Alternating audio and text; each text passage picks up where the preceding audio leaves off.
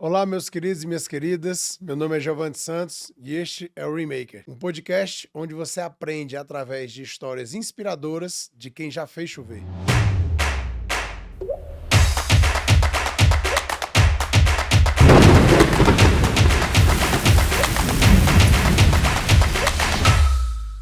Calma, calma, calma, que o Rainmakers não mudou de apresentador, você não tá no lugar errado, tá tudo certo. Essa é uma edição especial do Rainmakers, edição 50, e hoje a gente está fazendo uma brincadeira, uma comemoração dessa edição especial, em que eu vou sair do lugar de host e vou passar para o lugar de entrevistado. Então chegou a hora de você conhecer a minha história. E eu tô aqui com o Giovanni Santos, que vai fazer o papel de host. Muito obrigado pela É gentileza. uma honra. Ele veio até vestido igual a mim, que é para assumir o papel de host. Então agora eu entrego de fato para ele e vocês vão me conhecer agora, conhecer a minha história. Como será que eu sou um Rainmaker também? Vamos ver. Eu acredito que sim. Vamos lá. Quem é Saulo Miquiles? Essa pergunta é difícil, né? Você fez ela para mim uma vez e eu tô devolvendo. Quando eu bolei essa pergunta, não sabia que era tão difícil, não. Mas eu aprendi a responder com você, inclusive, que eu sou filho amado de Deus, essa é a coisa mais importante. Eu sou casado com uma esposa maravilhosa, que me deu 2 filhos, que são a razão da minha vida, assim, e hoje são a minha alegria, o meu viver, e um manauara brasiliense, né? Eu vim com 18 anos para Brasília, tô há 21 anos aqui em Brasília, então já sou mais brasiliense que manauara. E, acima de tudo, um apaixonado por empreendedorismo e por geração de conteúdo. E o Rainmakers reflete isso.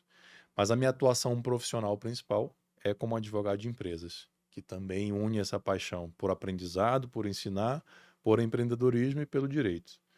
Afinal de contas, eu sou um cara, acho que você diria que eu sou um cara conforme também, né? Que gosta de leis e de coisas estruturadas. Lhe conhecendo, eu brinco como um amigo meu disse, eu sou conforme a situação. Então você se adapta muito bem a diversas situações, diversos ramos que você atua, que você aconselha, que você mentora. Parabéns, parabéns. Obrigado, meu irmão. Saulão, vamos por partes, né? Episódio 50 do Rainmakers. Várias celebridades você já entrevistou aqui, várias pessoas que literalmente fizeram chover. E como foi que tudo começou? Tudo começou com a minha paixão por geração de conteúdo. O Rainmakers não é meu primeiro podcast, eu tinha um podcast chamado Doutor Startup Cast.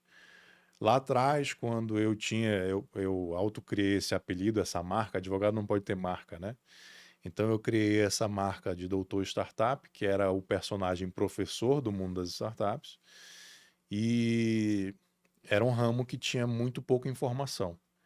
Então, como eu já tinha uma paixão por conhecer a história de outras pessoas e me inspirar com a história de outras pessoas, eu criei o Doutor Startup Cast, que era para trazer personalidades ou autoridades do mundo das startups para ensinar conteúdo. Só que isso teve uma vida não tão longa, eu acho que foram mais de 100 episódios, então assim, foi bastante gente, bastante conteúdo, ou próximo de 100, se eu não me engano. Mas como era muito nichado, acabou que o conteúdo foi escasseando, rareando, né? E aí eu decidi que não queria mais fazer, mas sabia que queria fazer um outro podcast, só não sabia qual. Passei acho que 6 meses, um ano, sabendo que eu queria ouvir histórias de empreendedores, sabendo que eu queria conhecer empreendedores que fizessem chover, mas me faltava uma coisa, o nome. E aí um belo dia eu estava no Startup Summit lá no Rio de Janeiro, e eu estou vendo uma palestra em inglês, um gestor de fundo de investimentos, e ao final da palestra finaliza a palestra com um ditado em inglês que é "We are not weather forecasters, but we look for rainmakers", que em português quer dizer o seguinte: eu não sou meteorologista, mas eu procuro quem faça chover. Quer dizer, o Uau. cara é um investidor, ele tá falando assim, né? Não sou meteorologista, mas eu procuro quem faça chover. Quando ele falou aquilo, eu falei, Rainmakers é o nome do podcast. E eu sei que é um nome difícil, as pessoas não conhecem, muitas pessoas não conhecem o conceito, é difícil de falar. Então, assim, em termos de brand, não é o ideal. Mas eu me apaixonei, esse é um projeto pessoal, né? Então eu decidi seguir. Daí surge o Rainmakers, a gente chega no episódio 50 agora. Desses 50 episódios, se não quiser citar o nome, tranquilo, mas qual foi a história que você escutou que disse essa inspira muita gente? Teve várias, naturalmente, mas eu vou citar uma que eu já citei algumas vezes, que é do Carlos Jacobino, que é hoje um empresário muito conhecido aqui do ramo de TI de Brasília. É um cara que o grupo de empresas dele, acho que tem mais de 30, fatura mais de bilhão. Só que ele é um cara filho de empregado de caseiro. Ele é um cara que vendia jornal na feira. Então ele é um cara que veio lá de baixo e construiu uma história sensacional. E além disso é um cara super humilde, super cristão, super família. E quando ele foi me contando a história dele, de um menino que morava no quintal da casa do patrão da mãe, que vendia jornal na feira e atingia um faturamento bilionário, eu falei, esse é o tipo de história que eu queria levar para as pessoas. Porque, no final das contas, o objetivo do Rainmakers é sobre inspirar pessoas a empreender. Eu sou um cara que acredita muito na cultura do empreendedorismo. E eu acho que nada mais contagiante do que você ouvir uma história de uma pessoa, uma história real, porque você fala, cara, se esse cara consegue, eu também consigo. Então, ver um filho de empregada doméstica e de caseiro, nordestino, sair de lá e conseguir, e acima de tudo, manter a sua humildade, seus valores, assim, cara, é isso aqui que eu quero.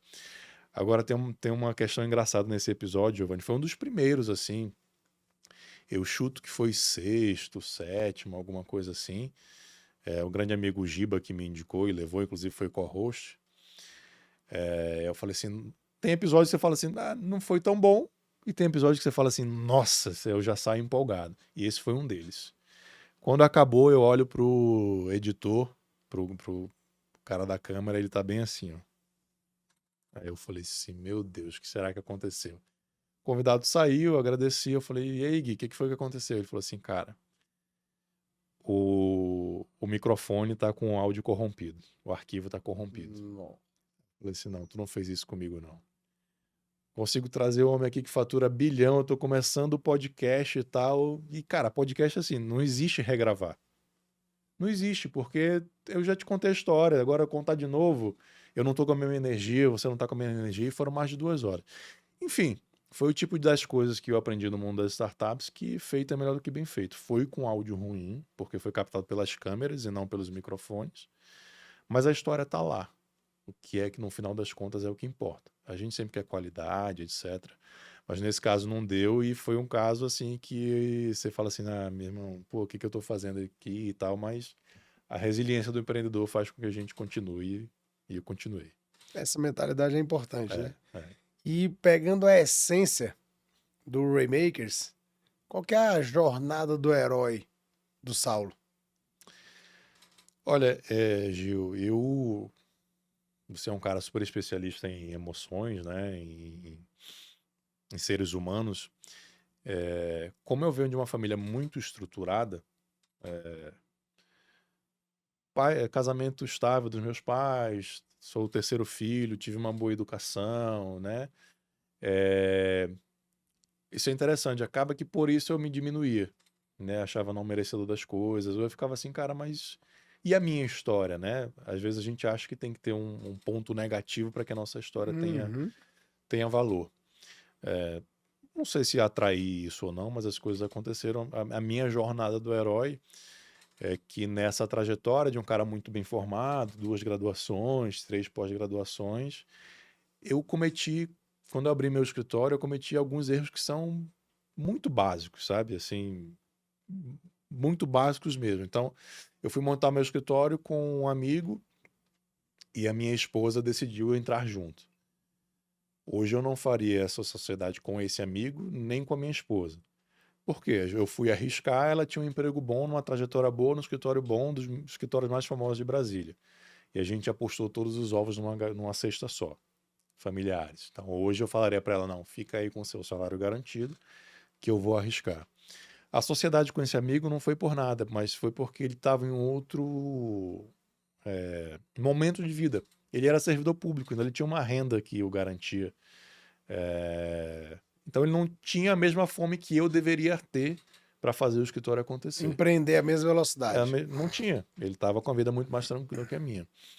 Mas eu acho que o erro mais clássico, assim, mais estúpido que eu cometi foi confiar num faturamento só. Quando eu montei meu escritório, eu já vi com um cliente razoavelmente bom. Então eu me acomodei ali. Assim, cara, esse cliente já paga as contas do escritório, já paga as minhas contas de vida, então deixa eu ir mais devagar. Em poucos meses esse cliente começou a quebrar e começou a parar de me pagar. Então, como eu não tinha criado uma mentalidade de sair para vender, eu tinha criado um Dream Team. Cara, assim, sem falsa modéstia, eu sou um advogado muito bem preparado. A minha esposa nem se fala, muito bem preparada. Esse meu amigo, meu sócio, muito inteligente. Eu escolhi ele por conta disso. Então eu brinco, que se chegasse uma causa dentro do escritório, a gente ia entregar assim super bem. Mas tinha que ter alguém que fizesse a causa chegar, entendeu? Então, erro básico. Eu confiei num contrato só e não fui para a rua vender. Resultado disso, eu quebrei e hoje eu sou um cara que, dentro do meu escritório hoje com o Léo, que é um grande amigo, parceiro, irmão, eu sou o cara responsável pela venda e tô vendendo todo dia, toda hora. E para você que tá vendo esse episódio agora, a gente aprende com os nossos erros, mas também pode aprender com os erros dos outros. Que é o ideal, Então, né? não necessariamente você precisa quebrar. Mas vamos lá. Qual o grande aprendizado? 3 aprendizados, Saulo, que você tirou disso aí, desse momento. Bom, que quem não vende não sobrevive. Primeiro, fantástico. Venda é importantíssimo. 2, você não pode ficar dependente de cliente. Um cliente, 2 clientes, tem aquela história, quem tem 2 tem um, quem tem um não tem nenhum. E 3, você não faz uma sociedade só por afinidade. Afinidade é muito bom. Você vai conviver com aquela pessoa, às vezes até mais do que você convive com seu cônjuge. Sim. Então é bom que tenha afinidade. Mas precisa ter afinidade, valores, e você precisa estar num momento de vida em que os dois tenham a mesma fome, a mesma garra, a mesma gana de vencer. Senão isso desequilibra. E eu não sei, você que está assistindo aí, quais são suas crenças, o que é que você acredita em relação à sociedade. Mas o que é sociedade para o Saulo hoje? Olha, eu nunca. Isso é uma coisa do brasileiro. Já conversei com muitos empreendedores aqui, fora, lá no escritório. Muitos brasileiros têm uma crença que sociedade é ruim. Eu nunca tive essa crença. Tanto é que eu tive outras sociedades, tenho com o Léo, e dá muito certo. Porque a sociedade representa multiplicação de energia para mim. Então, enquanto eu estou aqui gravando esse podcast, eu sei que tem um sócio que trabalha tanto ou mais do que eu, com o mesmo nível de qualidade ou maior, cuidando das entregas do escritório que eu vendi. Então eu tenho a confiança de vender uma assessoria jurídica para o Giovanni, sabendo que o meu sócio que cuida da entrega vai fazer um trabalho perfeito. Boa parte dos meus cabelos brancos foi porque depois dessa quebra do escritório eu passei a advogar sozinho por muitos anos. Essa fase do Doutor Startup praticamente toda foi advogando sozinho. Então eu tinha que vender, eu tinha que entregar, eu tinha que gravar conteúdo no digital, eu tinha que fazer financeiro, eu tinha que fazer administrativo. Naturalmente você não dá conta. Isso tem um teto e esse teto é muito baixo, né? Então a sociedade para mim representa multiplicação de energia e consequentemente de resultado. Como é que foi essa transição? Quebrou, e aí o que veio de decisão? O que foi que passou na cabeça? Que rumo vai tomar? Quando eu decidi montar esse escritório, eu tinha acabado de ter contato com o mundo das startups. Isso era 2016, mais ou menos. 2015 para 2016. E a minha visão foi: esse negócio de startups está bombando nos Estados Unidos, está bombando na Europa, está bombando em Israel, em algum momento vai chegar no Brasil. Não tem nenhum profissional qualificado nesse ramo aqui no Brasil. Vou me antecipar, vou montar meu escritório e vou me qualificar para atender startups. Para quando isso chegar no Brasil, eu seja um dos caras mais destacados. E foi isso que foi feito. Não tinha um livro em português, o resto tudo era artigo em inglês, livro em inglês, e eu comecei a estudar, comecei a me especializar, comecei a ir em incubadoras e aceleradoras para dar mentoria de graça, para aprender na prática, né? Então fui ganhando esse know-how. Só que não existia um mercado em Brasília para sustentar o meu escritório. Então, quando eu quebrei, eu fui participar de um mastermind. Eu sou fãzíssimo de masterminds. E eu não sabia o que eu ia fazer. E alguém me perguntou, cara, o que é que só você sabe fazer? Eu falei, cara, direito de startups. Só eu sei fazer. não estava nem no boom do mercado digital, estava iniciando o mercado digital ali, né? Érico Rocha estava começando e tal. Eu falei assim, cara, vou fazer um curso ensinando outros advogados a advogarem para startups. Com isso, eu vou aumentar minha autoridade, com isso eu vou para um posicionamento Brasil inteiro, e com isso eu consigo driblar as regras da OAB que vedam marketing, porque aqui eu estou numa posição de professor e não de advogado. Eu estou vendendo um curso para outros advogados, não tem nada a ver com o cliente final. Só que quando você é o cara que ensina outros advogados, o teu cliente vai falar assim, bicho, se esse cara ensina os outros advogados a advogarem para startup é porque ele realmente é a referência. Então essa virada veio nisso, veio com base em desespero mesmo. Veio de uma visão, brincadeiras à parte, veio de uma visão que eu tive que foi muito acertada. Eu me antecipei a um movimento de mercado, mas eu perdi o timing, quebrei o escritório e usei essa visão para me reerguer. Aí eu investi pesado no marketing digital e até hoje eu colho frutos disso. Voltando um pouquinho, quando foi que você descobriu que tinha quebrado? Quando meu cliente parou de pagar. Que faltou o dinheiro. Quando faltou dinheiro na conta. Não, assim, pagava um pouquinho, atrasava o outro e tal.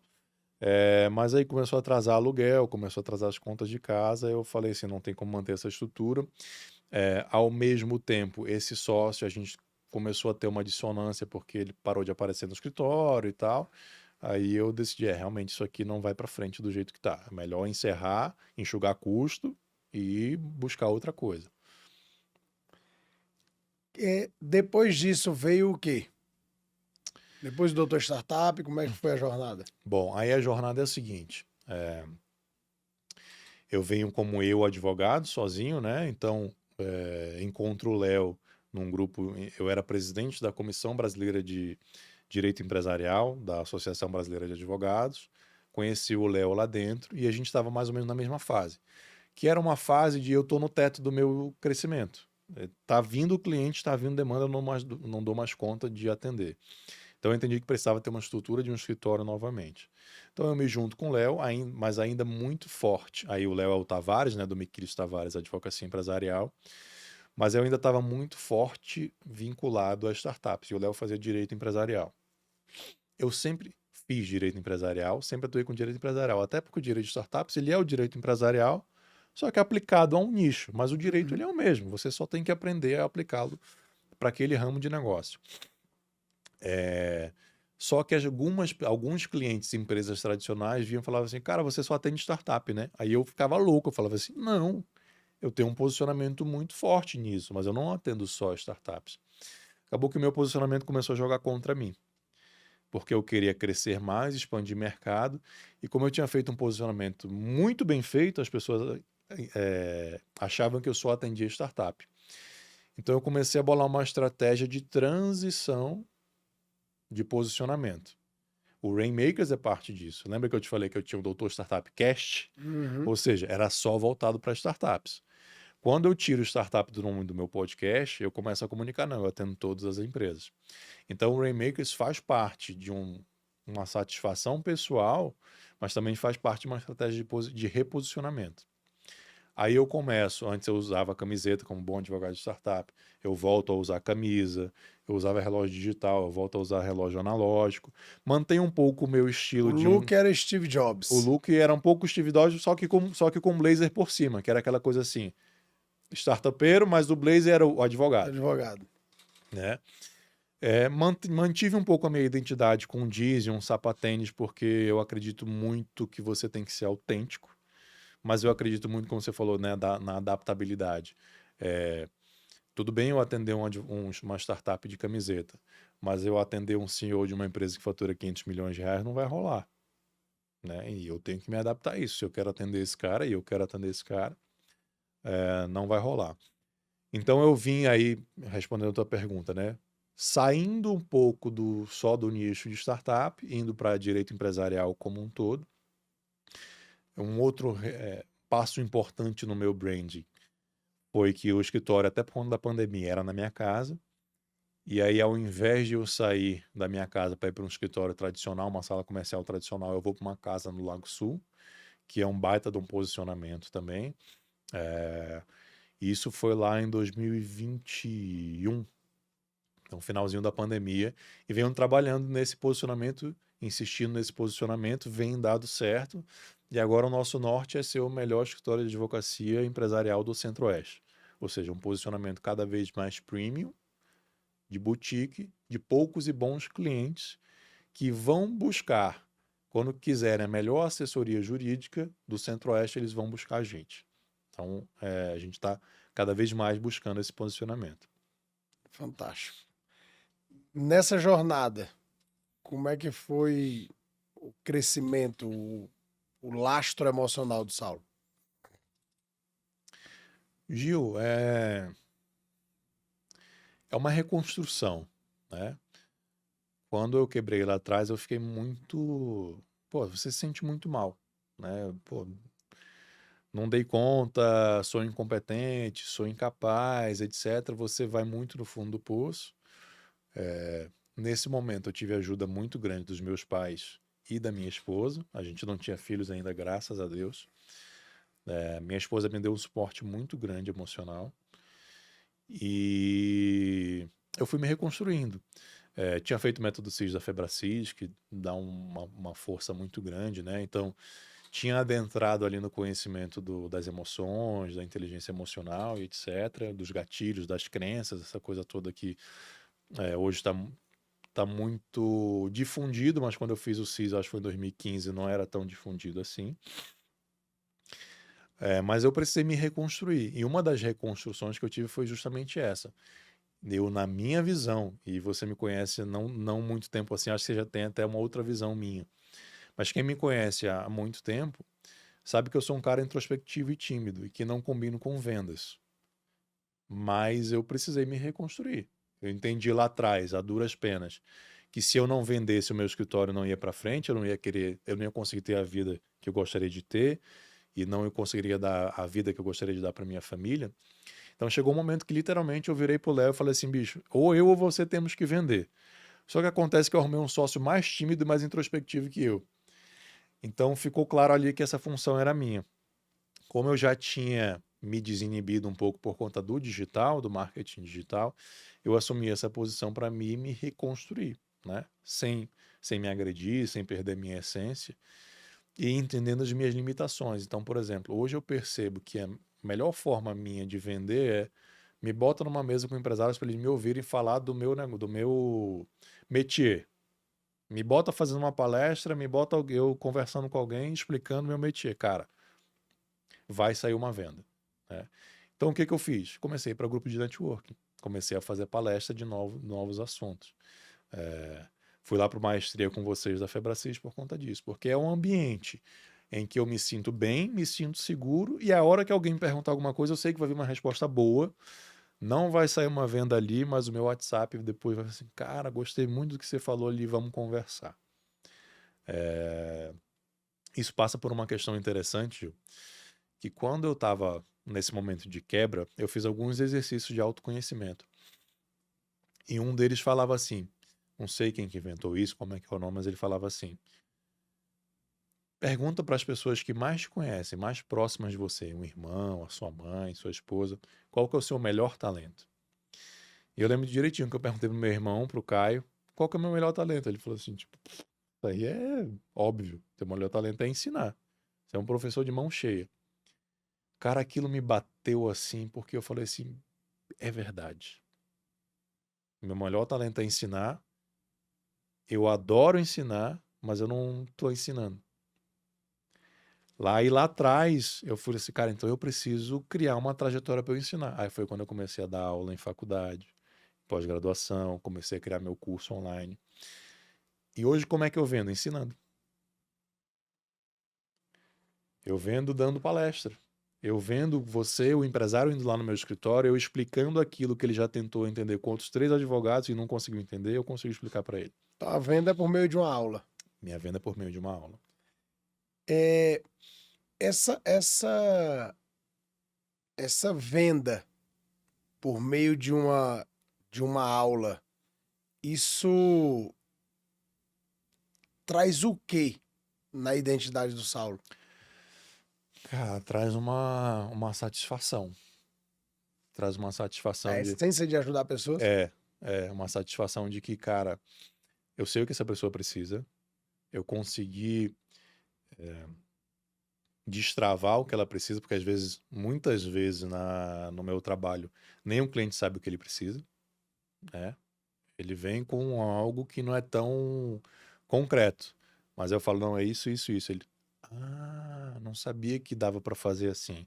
Não sabia que isso existia. E aí, nesse caso, né, eu consegui fazer com que o empreendedor tire o sonho dele do papel com mais segurança jurídica, me dá uma satisfação mesmo. Mas eu fui um cara muito perfeccionista. Eu acho que eu ainda tenho um pouquinho disso dentro de mim. Mas ainda fico muito preocupado com a entrega. O que você mais resolve na vida do teu cliente? Ele chega, te procura, fechou contigo, o que você resolve? Hoje tem algumas coisas que a gente resolve. Mas todas vão envolver, em termos de emoção, empreender com segurança. Porque empreender é tomar risco. Eu não quero que o meu cliente empreenda tomando mais risco do que o necessário. Ele vai tomar risco. Mas os riscos evitáveis eu quero evitar. Esse é o meu trabalho. Mas vou te dar um exemplo mais concreto. Hoje a gente trabalha muito com planejamento patrimonial sucessório, holding, ou com sucessão de empresas familiares. E é uma dor de todo pai, você sabe muito bem disso, se bem que teus filhos estão pequenos, não sei se você já parou para pensar nisso. Mas o que vai acontecer com os meus filhos e com o meu patrimônio quando eu morrer? Essa é uma preocupação que todo pai tem. Eu resolvo essa preocupação.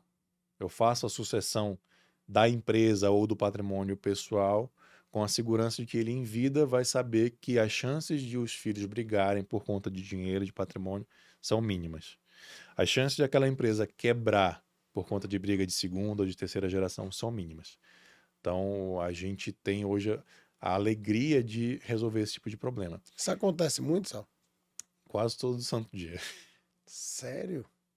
Quase todo santo dia. A gente, uma trajetória aí não planejada, a gente acabou atendendo muitas empresas familiares. Hoje é uma expertise, hoje a gente criou uma empresa chamada Family Business Club só para tratar de questões de empresas familiares. E os relatos que a gente vê, cara, são impressionantes. No nosso manifesto, na nossa missão, a gente escreveu lá o seguinte, que é mais importante do que salvar a empresa, salvar a família. Porque a família é ainda mais importante que o patrimônio, ainda mais importante que a empresa. Então, às vezes, no meu trabalho, eu vou proteger a empresa e deixar a família quebrar. Esse é um limite do limite, a última porta. Mas eu tenho certeza que se a família quebrar, a empresa quebra também. Então, eu preciso proteger a família, porque família bem estruturada, a empresa vai bem. O vice-versa não acontece. Ou seja, se o vice-versa não, o oposto. Eu não consigo manter uma empresa saudável se a família está quebrada. O Léo, por exemplo, meu sócio, tem casos de mesa de negociação, o filho dizer que vai matar o pai. E não era brincadeira, não. Por conta de patrimônio. Então, hoje, esse nosso trabalho, Giovanni, dá uma satisfação muito grande de a gente preservar famílias. Fantástico. Fantástico. Quem que é o Saulo filho? O Saulo Filho é o terceiro filho, caçula, o comportado que nunca deu trabalho para os pais. E que apanhava dos mais velhos por conta disso. Perguntinha importante e interessante. Ele é o comportado porque ele teve a estratégia ou a malícia no bom sentido de ver o que é que dava errado e ia fazendo diferente ou só porque ela já era comportado mesmo? Bom, se isso foi uma criação minha, ela foi muito inconsciente muito cedo. Para mim, isso é natural da minha personalidade. Mas eu lembro de momentos em minha adolescência em que eu via, como eu era muito certinho, eu fazia esse tipo de questionamento. Eu falava assim, bicho, por que esse cara tá fazendo isso? Se ele quer ficar com uma menina, ele sabe que toda mulher não gosta disso e mesmo assim ele insiste em fazer isso, eu prefiro não fazer isso, vou por aqui, né? Isso só reforçava o meu comportamento, mas eu acho que não era estratégia não, acho que era de personalidade mesmo. E quais frutos você colheu nisso? Ju, eu tive e tenho uma convivência fantástica com os meus pais, né? eu tive uma autonomia em termos de adolescência muito cedo, muito grande. Então, por exemplo, eu lembro de um episódio em que eu devia ter 13, 14 anos. E adolescente, ele chega da escola, almoça e quer dormir, né? E eu fazia inglês 2 horas da tarde. Aí um belo dia, nessas, eu falei assim, mãe, eu tô com sono, não quero ir pro inglês, não. Achando que ela ia dar uma bronca, né? Meu filho, para com isso, tem que ir, não sei o que, aquela coisa. Não. Ela virou pra mim e falou assim, meu filho, você é responsável, você que sabe. Se você não quiser ir, tudo bem, a responsabilidade é sua. Aí eu senti, cara, minha mãe confia em mim e eu tenho realmente um senso de responsabilidade, eh, talvez ali acima da média naquela idade. A ponto de ter essa credibilidade, né? E óbvio que eu fui pra aula, né? Uma boa Porque depois, resposta. porque depois desse peso de você que sabe, aí, cara, eu fui pra aula. E Aí um outro ponto. Você perguntou, né, que frutos eu tive disso. Alguns nesse sentido, mas meus pais me deram um privilégio que por conta do destino acabou não dando certo, que eu ia estudar fora. Eu ia estudar nos Estados Unidos, ia fazer faculdade nos Estados Unidos. E com 17 anos eles tiveram a confiança de me mandar para morar com meu irmão que já estudava lá. Mas tipo assim, vai, tá tudo certo, confiamos em você, pode ir, fica tranquilo.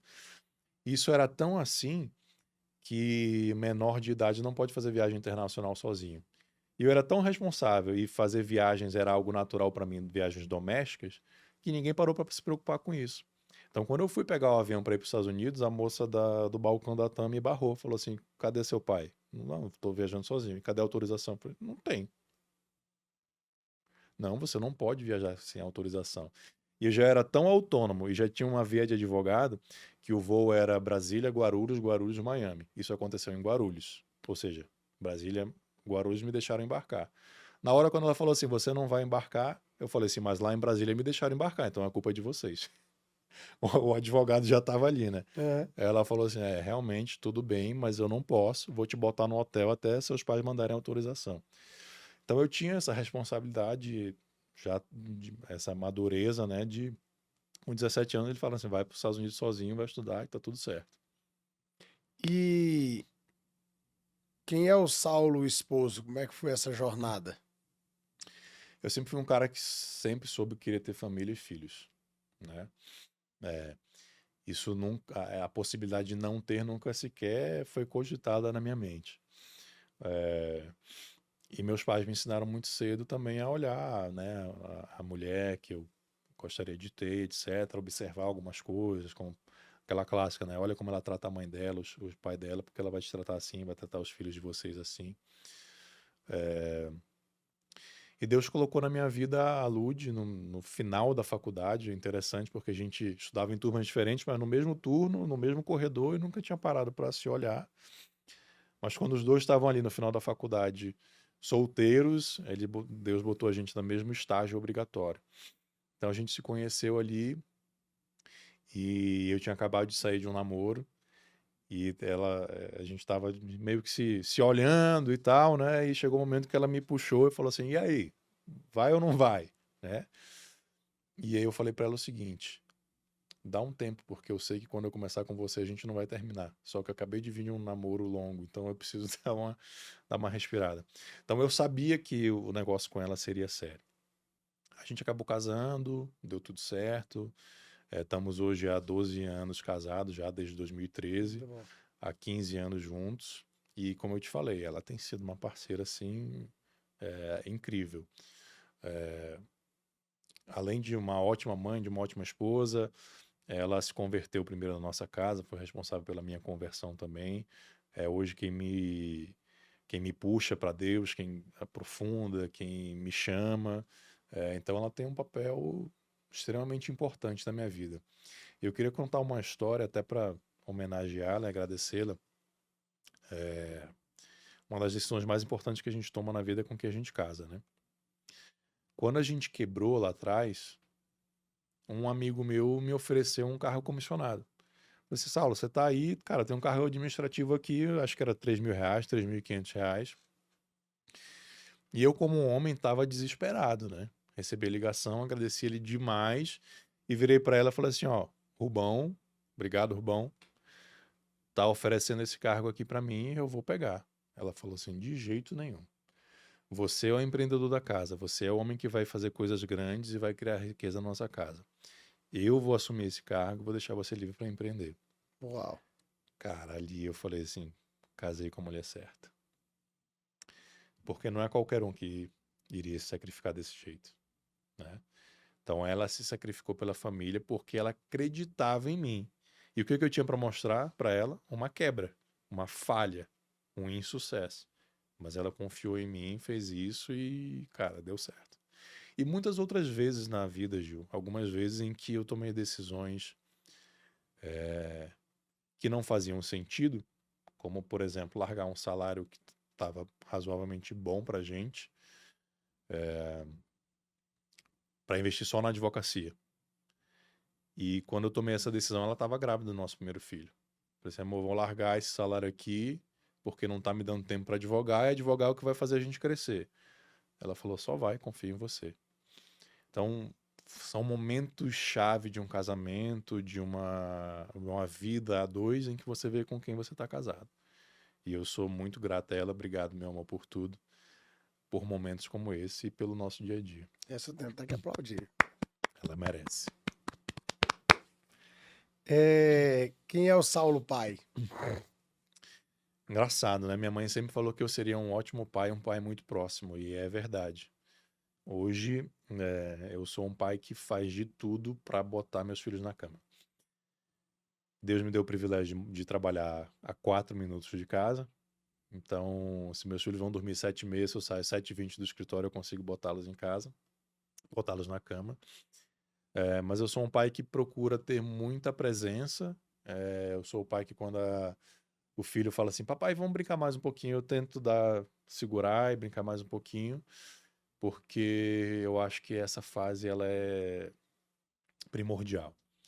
E eu acredito que uma das nossas maiores missões da vida é criar bem nossos filhos, criar nossos filhos em Deus. E essa é uma fase crítica. Meus filhos estão com 5 e 3 anos. Então é muito crítico. Então eu sou um pai muito próximo. Eu sou um pai que gosta de disciplina, de ordem, de organização. Então às vezes eu dou uma disciplinada, saio às vezes até do rumo, dou uma elevada de voz que depois eu me arrependo. Mas sem bater nem nada, mas eu sou um pai muito carinhoso, mas às vezes também austero, porque eu acredito na disciplina e acho que essa fase é a fase, depois não dá mais. Maior dádiva de Deus na tua vida? Cara, essa é difícil. Até então, que outras maiores virão. A maior Se é dádiva, que é possível. a maior dádiva foi ele ter entrado na nossa vida do jeito que ele entrou no último ano. Porque daí advém tudo, dele advém tudo. Então, assim, eu tenho muitas dádivas. A minha família, meus pais, meus irmãos são uma dádiva enorme. A minha formação, a minha saúde, a minha esposa, os meus filhos, todas essas serão respostas mais imediatas. Mas tudo disso advém de Deus. E ele decidiu entrar nas nossas vidas no último ano de uma maneira muito profunda.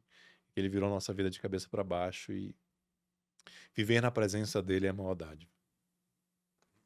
Fantástico. Teve um projeto aí chamado Legendários que você participou. Como é que foi isso aí? O Projeto Legendários, ele fez parte da minha conversão. Deus já estava atuando na minha vida e ele transformou muitas coisas que quando eu estava vivendo um momento eu não via. Mas depois, olhando para trás, eu vi a mão dele. Dos movimentos em que ele fez foi me colocar lá na Febracis com vocês no Maestria. Então eu cheguei lá meio assim, né, a convite da Gislaine. Cara, mais um grupo de network legal, faz parte da minha missão, estamos aqui, mas deixa eu sentir, né, um cara muito reservado. E cheguei lá cedo, tava só eu e o japonês, o Carlão. Rapaz, ele mal me deu bom dia. Ele falou assim: tu tem que fechar o Maestria e vá pro Legendários. Eu falei: que diabo é Legendários? Na verdade, eu já conhecia. Mas vocês tinham acabado de voltar, né? Acho que uma turma grande, estava uma semana que tinha voltado. Naquele Maestria, teve uma palestra do Espíritos, que estava lançando o livro dele, etc e tal. E a Lud já tinha se convertido, mas eu ainda não tinha me convertido. E eu segui o Legendários porque eu gostava de um cara chamado Nathanael Knaben, que é um judeu messiânico, que é um cara, um influencer que fala muito dos Legendários. A Lud já tinha ouvido falar, o Carlos falou, você falou, o Espírito falou, mas um monte de gente falou. Eu falei, rapaz, eu vou fazer esse negócio. E eu vinha de uma outra religião, né? E segui essa outra religião. Eu era espírita, 18 anos no espiritismo, estudando, palestra, etc. E estava ali porque Deus tinha me colocado ali, estava seguindo o meu caminho. Mas a Lud tinha se convertido, tinha virado cristã evangélica, e eu senti que a minha família estava começando a ficar dividida. Porque a gente ia para o culto aos domingos, eu ia e tudo ótimo. Sempre gostei de igreja, minha avó é adventista, minha formação de base é adventista, então sempre soube dos benefícios que a igreja traz. Mas eu comecei a ver minha esposa indo para a igreja aos domingos e eu indo para o Centro Espírita para a Comunhão Espírita de Brasília às terças-feiras, e aquilo ficou um negócio meio estranho na minha cabeça. Eu lembrei da minha infância, que meu pai era adventista, minha mãe católica, e acabou que ficou uma questão dividida. Eu falei, eu não quero isso para meus filhos. Eu quero que meus filhos tenham uma educação espiritual firme e um caminho muito seguro dentro disso. Eu me preocupo infinitamente mais com a formação espiritual deles do que com a formação intelectual de colégio, Uau. principalmente nessa fase. Então, comecei a ver os Legendários, entendi que era um movimento cristão e vi muitos depoimentos de que Deus falava com as pessoas lá em cima da montanha. Então, lá em cima, eu fui para o Legendários com essa pergunta: Deus, o senhor quer que eu continue no Espiritismo ou que eu vá para uma igreja evangélica com a Lud? E foi muito interessante, porque primeiro dia, Deus não me respondeu. Segundo dia, Deus não me respondeu. Terceiro dia, Deus não me respondeu. Quarto dia, acabou o evento, Deus não me respondeu. Eu já estava assim, pô, tá agoniado, né? Caramba, e agora, Deus? Eu tava doido para voltar daqui com uma resposta, porque eu tava me sentindo dividido também. A gente não pode dar detalhes do que acontece lá, né? Uhum. Mas uma coisa que as pessoas sabem é que um dos mantras do Legendários é que família não abandona a família. E eu ouvi isso desde a primeira hora que eu cheguei. Nossa. Família não abandona a família. Só que a ficha não tinha caído para mim. Então, quando eu tava voltando, depois, eu já era legendário, de farda laranja, o evento tinha acabado. Acabado. Eu tava subindo no ônibus para entrar de volta. O chefe da minha família, que é a pessoa o legendário que acompanha a gente, né? O João, tava batendo papo comigo, falou: Nossa, sua avó é adventista e tal, pô, eu sou de uma igreja tradicional também. Aí a gente começou a cantar uns hinos antigos, uns louvores antigos e tal. Falei assim: Pois é, cara, infelizmente eu passei por um divórcio. Eu fiz de tudo, tentei, mas não consegui. Mas tudo bem, Deus sabe o que faz, etc. Tá? Agora eu tô com uma outra moça que a gente tá namorando ou tá noivo. A gente vai marcar o nosso casamento. Inclusive, agora eu tô deixando a minha igreja para ir para a igreja dela, porque você sabe, né, Saulo? Família não abandona a família. Quando ele falou isso, 49 do às segundo tempo. 49 do segundo tempo, as escamas caíram. Uau. Eu tinha ouvido isso centenas de vezes, mas naquele momento veio a resposta de Deus. Precisou vir desenhado. Exatamente. As escamas caíram ali e ali eu tive a resposta de Deus. Então, o Legendários é muito importante para mim nesse sentido, porque foi ali que Deus deu uma resposta que é uma das mais importantes da minha vida, né? E é interessante porque as pessoas têm uma imagem de que o Legendários é para homem que não tem masculinidade, ou que trai a família, ou que tá muito mal. Tudo bem, Ah, e tem que subir a montanha para falar com tem que subir Deus, a tem montanha para falar que. com Deus. Não, você não tem que subir a montanha para falar com Deus. Não é só para quem tá com a vida horrorosa, não é isso. Não é só isso, né? Tem esses milagres que acontecem A lá também. experiência é única, né? A Em outro experiência é contexto. única, é para todo homem. E eu fui para lá com esse propósito de ouvir Deus e Deus falou comigo. Esse é um exemplo. Deus falou comigo ao longo do Legendários para outras coisas. É, mas, inclusive, Deus deu uma missão lá para mim que eu ainda não posso revelar. No momento certo vai ser revelado.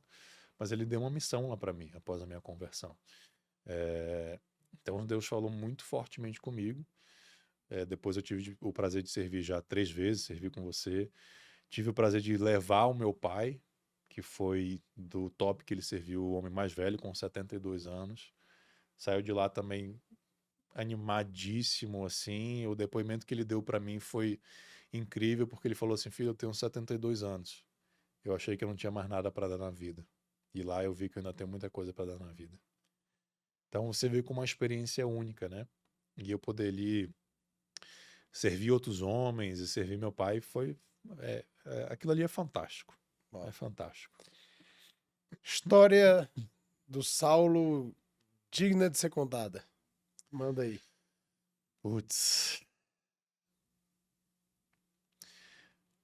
É, uma das coisas que eu aprendi com literatura, você vai me perguntar isso porque eu pedi para você me perguntar, porque é uma das perguntas padrão do Rainmakers, que é um livro. Depois você vai perguntar, vou aproveitar para falar outro livro, que é O Nada Pode Me Ferir, do David Goggins, que inclusive eu conheci esse livro através do Carlos Jacobino, que foi aquele episódio que eu te falei que me Sim. marcou.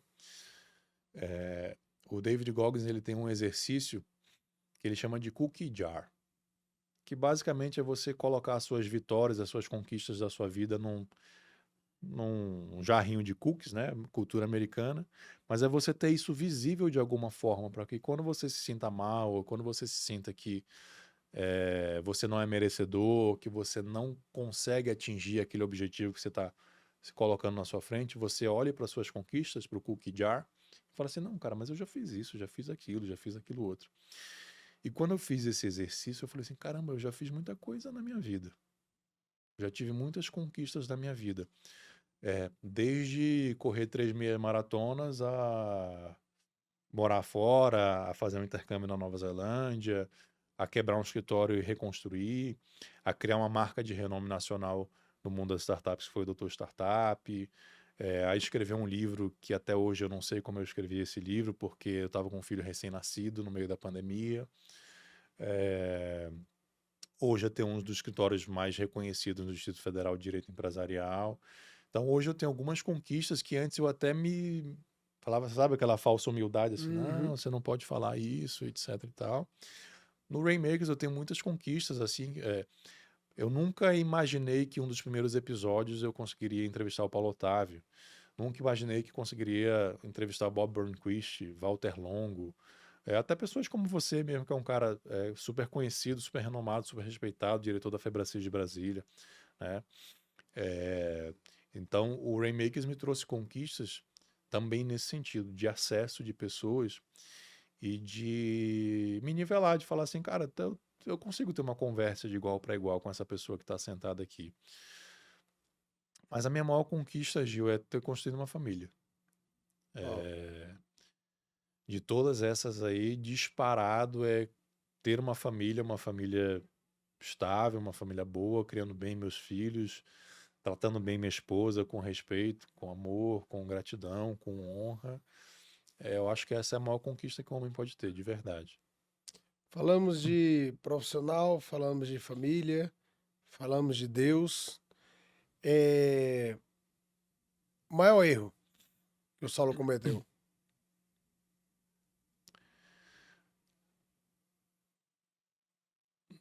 Ficar dentro do escritório esperando que o cliente ia cair do céu. Ele caiu? Não. E o que foi que o Saulo fez de diferente? Hoje eu não espero, hoje eu vou atrás. Hoje eu laço ele. E o resultado vem através dessa Mas, ação. com certeza. Parabéns. E o maior acerto? Ter me convertido. Mas vou trazer para o empresarial, é um podcast de empreendedorismo. O maior acerto, eu tive alguns acertos, tirando aquela falsa modéstia de lado, né? Eu tive alguns acertos. A criação do Doutor Startup foi um golaço assim na minha vida. Mas pegando esse gancho, saber mudar é importante.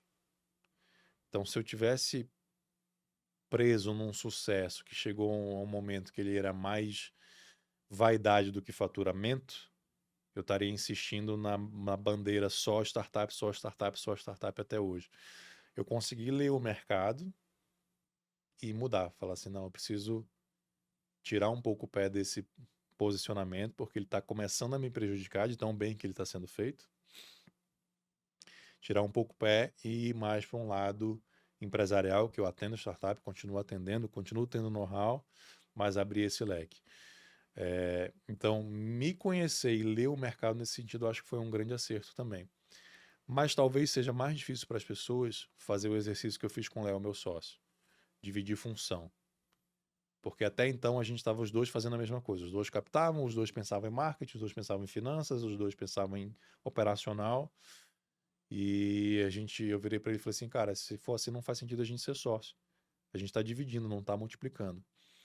E esse exercício de autoconhecimento e de verdade com o sócio, com a maturidade fantástica para a gente ter esse exercício, e me reconhecer, mesmo achando, tendo a convicção de que eu não era um bom vendedor, de que eu tinha que me transformar porque eu já tinha errado lá atrás e sabia que se eu fizesse as mesmas coisas eu teria os mesmos resultados. Então, ter me transformado nesse sentido, eu acho que foi um grande acerto também. Saulo, como é que o fracasso mudou a sua vida? Eu acho que essa experiência de quebra, ela talvez a coisa mais profunda que ela tenha feito dentro de mim é que eu era um cara muito. Pra mim tava tudo bem, entendeu? Tudo ok, tudo bem, não tinha tanta ambição, não tinha tanta fome. E eu aprendi com essa experiência, e no Rainmakers, quase todos os empreendedores de sucesso falam isso, você precisa ter fome para ser bem sucedido. Você precisa ter ambição. Não aquela ambição que ultrapassa valores, né? Que ultrapassa. Ganância. Não a ganância, perfeito. Mas se você não tiver uma ambição em que você vai ter uma visão grandiosa de futuro, você vai ficar estagnado, né? Você vai ser um medíocre. E como eu não nasci para ser medíocre, mas eu tinha comportamentos de medíocres, talvez o mais profundo que isso me atingiu foi isso. É que hoje eu tenho fome, hoje eu tenho sede, hoje eu tenho ambição. E hoje eu tenho visão de futuro. Pelo que você é apaixonado? Ensinar, gerar conteúdo. Aprendeu até a vender. Aprendi até a vender por conta Ensinando. disso. Exatamente. Pode virar um método. Pode virar um Para método. quem tem dificuldade de vender, porque no processo de venda chega uma hora que tem que ter o fechamento, o comando do fechamento. Você aprendeu a fazer isso sem ter o comando do fechamento. Você só. Uma vez chegou uma pessoa para mim e disse: Gil, você às vezes vende sem vender. Você diz assim: eu tenho isso. E aí a pessoa vem e diz: eu quero Perfeito. isso. Então é mais ou menos esse Perfeito. modelo aí que você. Sabe um jeito de vender sem vender? Algumas pessoas percebem isso, mas muitas pessoas não percebem isso. O Rainmakers. O Rainmakers foi criado para uma satisfação pessoal. Eu gosto de fazer isso aqui não me dá dinheiro diretamente, na verdade eu gasto dinheiro com isso. Mas isso aqui é um baita de um canal de venda, né? Isso aqui eleva a minha autoridade, isso aqui demonstra para as pessoas o conhecimento que eu tenho. Isso aqui me faz tomar emprestada a autoridade do convidado que está aqui, né? E gera um rapport, uma conexão que em 5 conversas, 5 almoços talvez não gerasse. Mas em 1, 2 horas com um convidado aqui, como eu consigo fazer com que ele abra a vida dele, o coração dele, gera um rapport enorme. Então já saíram clientes daqui, já saíram indicações de clientes daqui, fora, né, material de corte, etc. Mas isso aqui é vender sem vender. Fantástico. Que livro você está lendo que eu deveria ler e por quê? Eu estou lendo um livro que chama Chamados para Reinar, de Leif Hetland, eu acho que ele é norueguês, um pastor norueguês. As minhas crenças todas sempre foram de meritocracia pura e plena. Ou seja, tudo que eu tenho, tudo que eu conquisto é com base na força do meu braço, única e exclusivamente. Certo? Minha formação de economista, eu acho que reforça isso. Tudo é custo-benefício, você tem que ligar um ponto ao outro. E o espiritismo é isso também, né? Quando você acredita em karma, você é que faz. Então, se eu evoluo é porque eu fiz certo. Se eu tô tomando porrada na vida é porque eu tô fazendo errado. E quando você aprende sobre a graça de Deus, você entende que não é sobre o seu braço. É sobre um favor imerecido. É sobre a graça que ele te dá. Então esse livro, Chamados para Reinar, ele te mostra e te ensina a sentar no trono de um herdeiro do rei, em que você recebe no descanso pela graça de Deus. Eu já quero esse aí. Esse livro é espetáculo. Que experiência você teve na sua vida que quem está nos assistindo agora deve ter? Cara, todo mundo tem que viajar para um país estrangeiro. Se conseguir fazer um intercâmbio, melhor ainda, como eu fiz. Eu, com 18 anos, morei 4 meses na Nova Zelândia, do outro lado do mundo, sem lenço, sem documento. Naquela época não tinha celular, ou tinha, mas acho que era só SMS, alguma coisa assim. Então era uma coisa muito assim, se vira moleque. Pular de paraquedas é uma experiência interessante. Já pulou, Gil? Já Não, saltou? Não pode falar pular, é saltar. não. Saltar de paraquedas é uma experiência bastante interessante também. Para os homens ou legendários, é uma experiência que vale muito a pena, né? Aí, então, 3. Fazer o método CIS, eu acho que, assim, sem querer levantar a bola, mas já levantando, o método CIS é um método de transformação mental e espiritual absurda. Acho que vale muito a pena ser É feito uma também. verdadeira metanoia, né? É uma Mudança de verdadeira metanoia. mentalidade. Exatamente. Quem você conhece que eu deveria conhecer? Cara,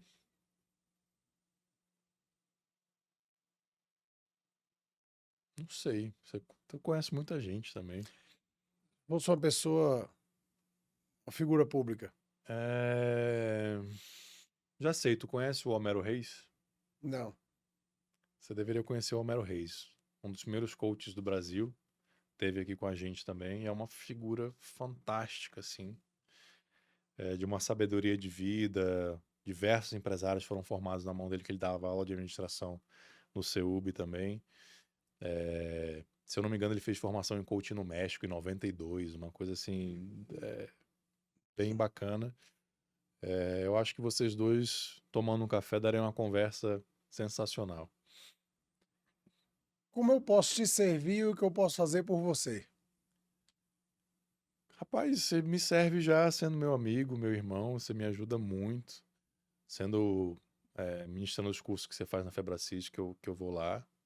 Mas você poderia me servir sendo meu coach também. Acho que seria uma honra para mim. Vamos conversar sobre isso. Vamos conversar sobre isso. Quem tá vendo, se quisesse te servir, como é que uma pessoa te serve?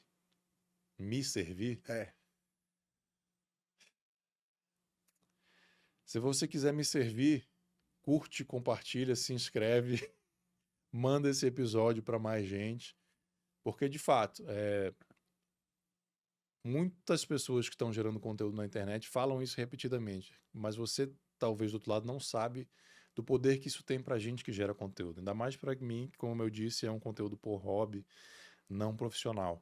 Mas no momento que você tira meio segundo para curtir, 5 segundos para compartilhar com alguém e deixar um comentário, você aumenta o nível de alcance do nosso conteúdo de uma maneira, às vezes, exponencial. Então, essa pequena atitude que você vai levar aí 5, 10 segundos para fazer ajuda a gente demais. Então, se está servindo para você, se está te inspirando de alguma forma e você quiser me servir, retribuir, se inscreve, curte, comenta e compartilha. E eu já agradeço você. E sabe o porquê? Porque o fruto da gratidão é a generosidade. Então, por gratidão ao conteúdo que você recebeu, a experiência gigantesca que você recebeu aqui através da história do Saulo Miquiles, que é um remaker, fez chover, você compartilha, você distribui, e aí vem a generosidade. Então, para finalizar, um livro e uma dica para quem está assistindo. Um livro, a gente já falou de Chamados para Reinar.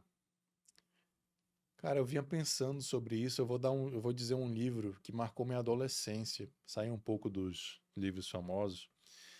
Ele chama 100 Dias entre Céu e Mar, do Amir Klink. É um livro em que ele conta a primeira viagem que ele fez, um barco sozinho, remando, em que ele saiu do Brasil e foi parar na África. Ele atravessou o Atlântico, Remando. remando. Só ele sozinho. Eu li esse livro na adolescência, então naturalmente não tinha celular, nada, era só ele, as estrelas, as baleias, os peixes. Esse é um livro que traz uma experiência tão fantástica. E é como se fosse um diário de bordo dele. E ele literalmente levou 100 dias para chegar lá. Ele conta um pouco antes da preparação da viagem, como as coisas já começaram a dar errado antes da preparação. O barco teve problema para chegar, etc. Na verdade, ele veio da África para o Brasil. Ele chegou, se eu não me engano, em Paraty. E é uma lição de vida, de empreendedorismo fantástica, fantástica. E esse é um livro que já deve ter seus 25 anos aí, tá perdido por aí, mas é um livro fininho, excepcional. Fantástico. O que você diria para quem está te assistindo? Eu diria o seguinte, se você quer empreender, aproveite que você está na era da informação e do conteúdo. E hoje o problema não é conteúdo, né? Não é a existência do conteúdo, é a curadoria de conteúdo. Então escolha muito bem 3, 4, 5 pessoas para você seguir e só vai, porque conteúdo tem infinito, né? Mas infelizmente tem gente que só faz o conteúdo do palco para fora. E uma das premissas do Rainmakers é que eu queria trazer aqui pessoas que tivessem de fato feito chover. Não só empreendedoras de palco. Por que eu falo não só empreendedoras de palco? Porque eu respeito muito quem está no digital. Eu sou um cara apaixonado pelo marketing digital. Mas eu respeito aquele cara que está no digital, mas fez no offline, né? Então, não é porque o cara está no digital que ele é fraco também. Não é isso. Mas escolha bem. Veja quem tem track record, né? Quem fez acontecer, quem tem histórico. E siga essas pessoas e vá em busca do seu sonho. Por mais clichê que isso seja. Eu tomei muita porrada na minha trajetória. Eu contei algumas aqui. Mas hoje eu vivo uma vida que eu não sonhava há 5 anos atrás. Uau. Hoje eu recebo um salário em recursos, algo que eu não sonhava há 5 anos atrás. E melhor do que isso, é que tá pouco e eu quero 10 vezes mais. Ambição. É ambição, né? Por quê? Porque você quer ter mais zero na sua conta? Não. Mas também não seja tolo de achar que dinheiro não é bom. Dinheiro é bom pra caramba. Eu quero dar um plano de saúde melhor ainda para meus filhos. Eu quero viajar mais ainda com meus filhos. Eu quero fazer mais curso. Eu quero ter uma produção melhor do Rainmakers. Eu quero patrocinar os episódios do Rainmakers para chegar em mais gente. Eu quero ter uma sede melhor. Eu quero me vestir melhor. Eu quero ter um nutricionista melhor. Eu quero ter médicos melhores. Isso tudo custa dinheiro. Mas não é dinheiro pelo dinheiro. Para poder dar uma vida melhor para os meus familiares, para os colaboradores do meu escritório, para as pessoas em minha volta, para exercer a generosidade que você muito bem colocou. Agora, acima de tudo, busca Deus. Se você está sentindo um vazio dentro de você, não é falta de propósito. Ah, não achei meu propósito. Eu acho isso muito interessante, muito incrível, faz parte. Mas esse vazio é mais profundo ainda. Isso é falta de espiritualidade, é falta de Deus em você. Não sei como achar. Cara, se ajoelha hoje à noite, ou tomando seu banho, e fala assim, é simples, fala assim, Deus, se você existe, entra em mim e me mostra. Se mostra para mim. Faz essa oração sincera dentro do seu coração. Depois deixa nos comentários aí. Eu duvido se alguma coisa não vai ser transformada na sua vida. Meu querido, minha querida, esse foi o episódio 50 do Rainmakers e eu tive o prazer e o presente de ser o host e entrevistar Saulo Miquiles. Obrigado, meu irmão. Foi um grande prazer, uma grande honra ter você aqui. Sigam o Giovanni Santos, a Febracis Brasília. Quais são aí, Lari, quais são as... Giovanni B. Santos com 2 N's e Febracis? Febracis Brasília. Se você ainda não me segue no Instagram lá, Saulo Miquiles, no LinkedIn Saulo Miquiles. Se você está no Spotify também, vai lá no YouTube, se inscreve, curte, comenta. Se você está no YouTube, vai lá no Spotify, faz o mesmo. E lembra da generosidade do pedido que a gente fez para você. Eu te agradeço demais, de verdade. Foi uma honra. Foi um prazer. E espero que você tenha gostado da minha história. Eu acho que eles podiam deixar no comentário se eu sou ou não um Rainmaker, né? Eu acredito que você vai concordar comigo. Saulo Miquiles no Rainmakers, e ele vai ganhar o Rainmaker e ele vai ganhar o troféu Rainmaker.